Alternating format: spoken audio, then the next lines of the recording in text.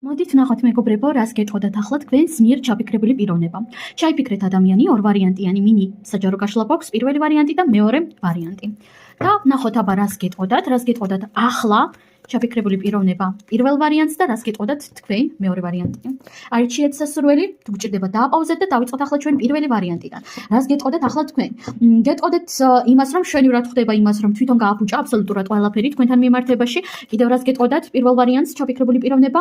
გეტყოდათ იმას, რომ ძალიან ხშირად ახსენდებით და ძალიან ბევრი დეტალი ახსენებს თქვენს თავს, მაგალითად ან მუსიკა, ან რაღაც კონკრეტული ადგილები. კიდევ ვნახოთ, რას გეტყოდათ ახლა პირველი ვარიანტი?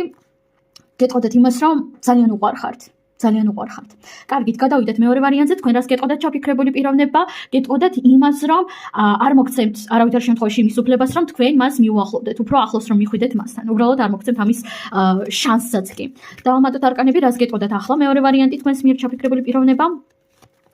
გეტყოდათ იმას, რომ რაღაცნაირად ყველგან გეძებთ, რაღაცნაირად ცდილობს, რომ თქვენთან კომუნიკაციაზე გამოვიდეს, თუნდაც ეგრეთ წოდებული ფეიქ აკაუნტებით, ან მეგობრების აკაუნტებით, ან რაღაცნაირად აი შორიდან გითვალთვალებთ და დროთა დრო აშკარად არის მისი მხრიდან კონტაქტზე გამოსვლის მცდელობები, მიუხედავად იმისა, რაც უკვე გითხარით. კიდევ რას გეტყოდათ ახლა? გეტყოდათ იმას, რომ რაღაც მომენტებში მაქსიმალურად ცდილობს, რომ თავის შორს დაიჭიროს თქვენზე ფიქრებისგან. ცდილობს, რომ საკუთარ ფიქრებს გაეგრძეს.